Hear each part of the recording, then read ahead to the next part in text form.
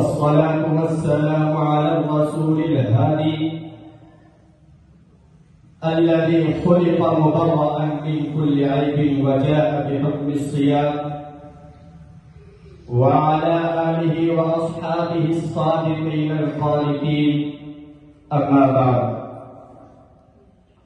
فأعوذ بالله من الشيطان الرجيم. بسم الله الرحمن الرحيم.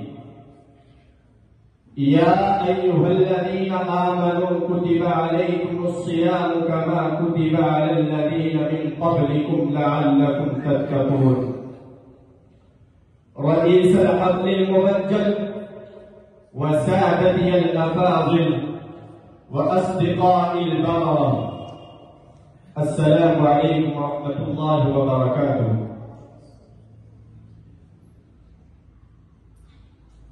إني أريد أن أخطب بين أيديكم خطبة غير طويلة في اللغة العربية، فالأمل منكم جميعا أن تصغوا آذانكم وتحثوا على عملي. يا أيها الإخوان في الإسلام، إن الله تعالى فرض الصيام على المسلمين والمسلمات الذين بلغوا الحلم، وجعل الصيام ذريعة خاصة للحصول على التقوى والبر، حيث أعلن أن الصيام كتب عليكم جميعا، وهذا الفرض ليس بشيء جديد من الله تعالى.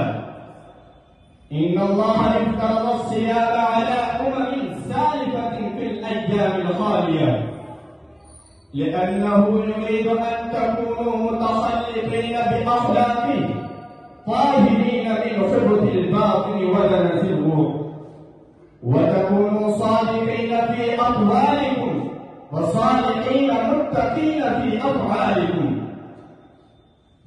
إن الرسول المخطب صلى الله عليه وسلم أعرض من الصيام في قوله: يا أيها الناس قد جاءكم شهر مبارك افترض الله عليكم صياما تتفتح فيه أبواب الجنة وتغلق فيه أبواب الجحيم وتغل فيه الشياطين، فيه ليلة خير من 1000 شهر، من حرم خيرها فقد حرم.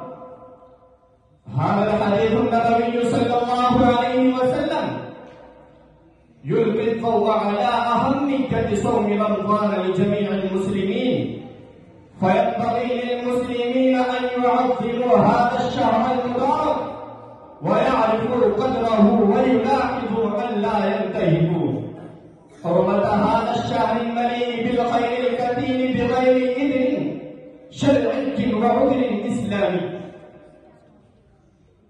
لأن صوم رمضان إذا فات أحد منكم فات خير كثير لن يعود هذا الحديث النبوي صلى الله عليه وسلم.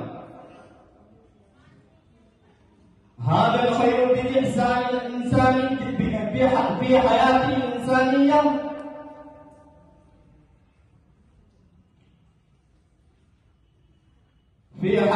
الإنسانية مهما صام وتاب، مهما قام وصلى، مهما تصدق وتعبد، لأن النبي المبجل صلى الله عليه وسلم ميزة بجل صوم رمضان قائلا: إن الله يغفر الذنوب جميعا إنه هو الغفور الرحيم.